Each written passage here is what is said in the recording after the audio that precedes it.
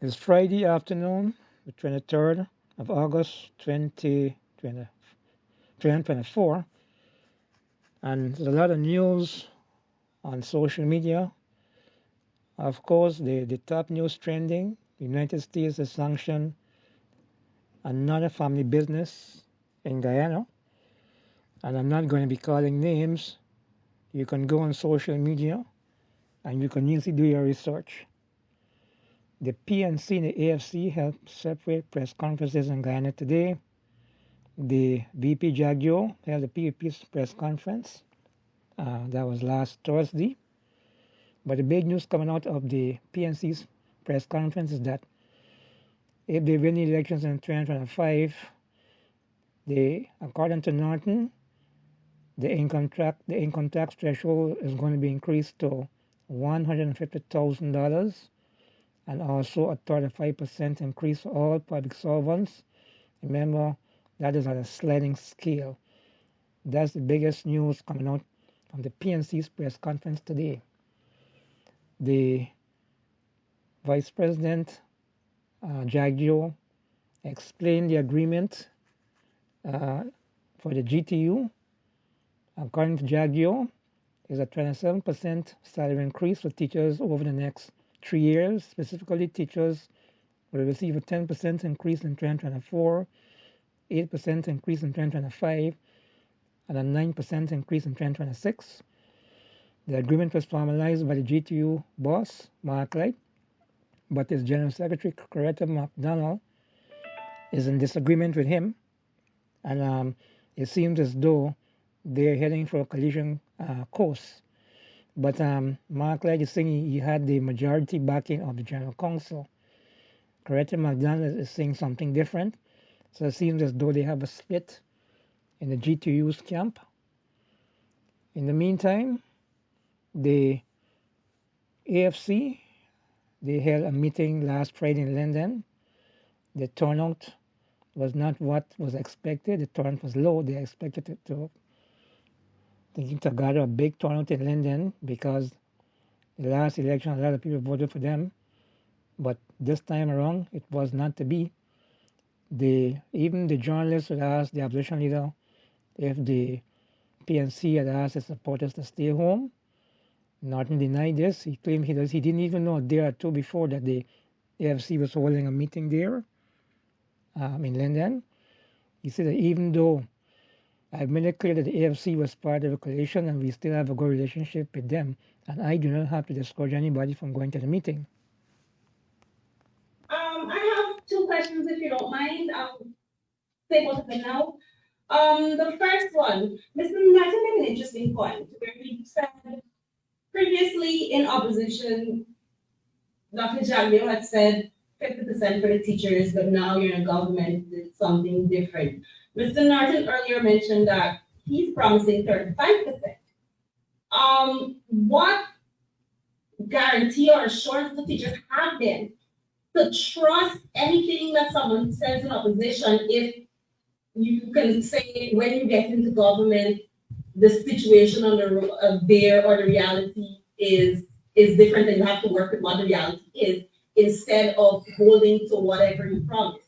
So why should teachers now They should listen to Mr. Norton? they should listen. They should listen because we are saying one, there are the resources at present.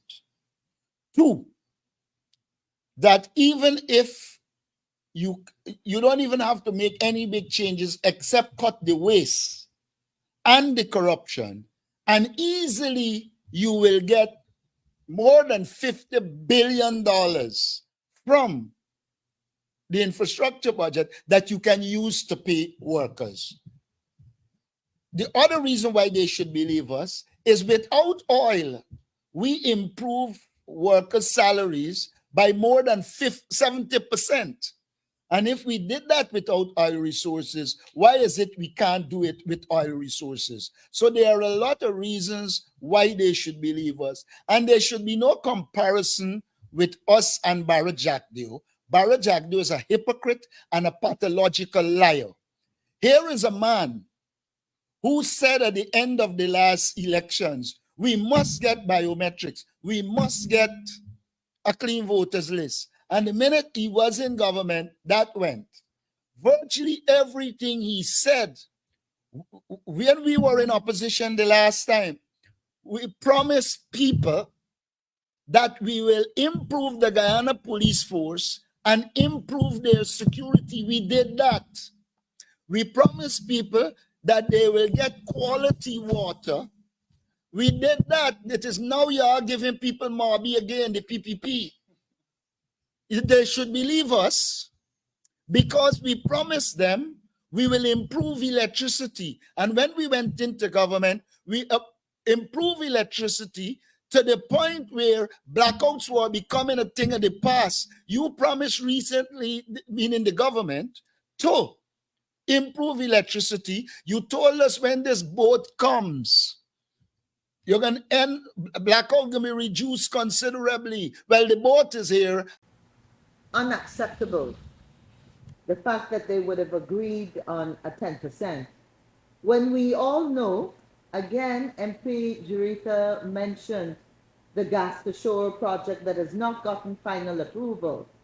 I think the citizens of Guyana need to be reminded that over 500 million US dollars have been spent on that project. If you think about it, more than $1 billion, not million, not an M, more than $1 billion US dollars have been spent in the economy recently. And I say to the citizens of Guyana, you look around and see if you see what did you get for that $1 billion US dollars. $1 billion US dollars spent in so many other countries.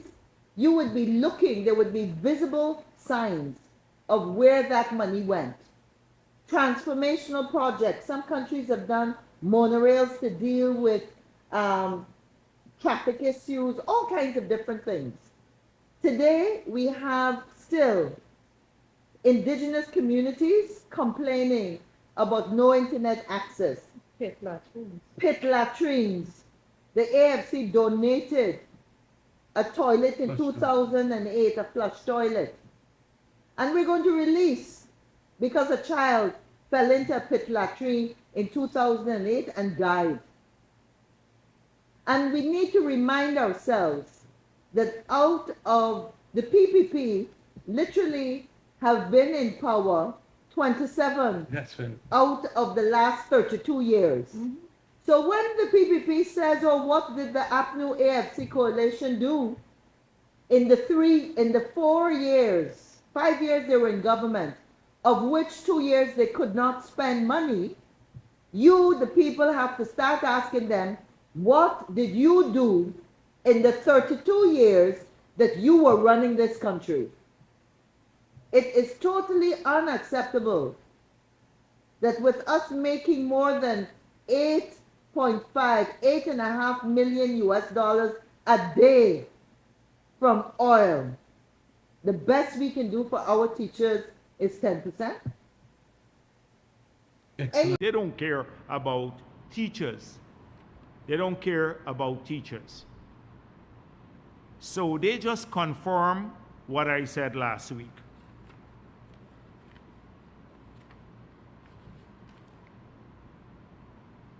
So they then issued another statement saying 10% proposed salary increase to teachers is insulting PNCR. This is Norton's outfit. But let's talk a bit about that first. So in 2015, from the information I gathered, there was no salary increase. I think they gave a $25,000 to everyone bonus. Having come into office and said they will significantly raise wages and salaries, they will, for public servants, they will double old age pension in 100 days. They made all these promises in their manifesto. In 2015, they lied. 2015, no salary increase. That's what I was told. They just checked it for me. I check it back. I confirmed from the other years, but 2015. But guess what they did for themselves? In the first month, they took a 50% increase for ministers.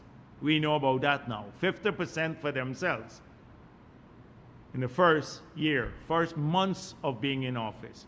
So I checked for the years thereafter. I just got my staff coming here when I saw this 10%. And guess what? APNU never went beyond 10%. In 2016, the salary increase ranged from 1% to 10%. 10% was maximum for people who were earning under $99,000 a month. But some people got 1% on a sliding scale. So if you're earning like maybe 200 and something thousand, you then got a 6% or something like that, sliding scale.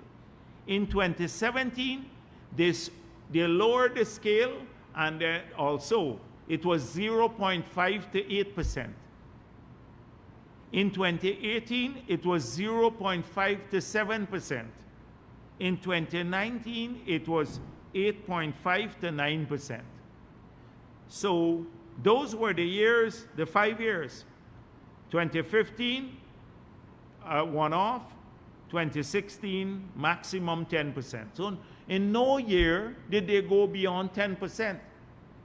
And they said a 10% is insulting. So let's look at what the total wage bill was in 2015.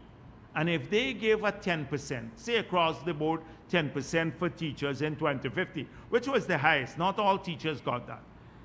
The wage bill was $14.9 billion for teachers in 2015. Say 20%, $15 billion. 10% would have been $1.5 billion. That is how much money they had to pay out. A 10% would cost them. Now the wage bill for teachers, because we've increased more teachers too, we put in more teachers as well as higher salaries, is $40 billion per year. So what would a 10% of 40 billion be? It's $4 billion. Their 10% in 2016 on a 2015 wage bill cost $1.5 billion. And our 20% now, our 10% on a 40 billion wage bill will cost $4 billion. $2.5 billion more per year.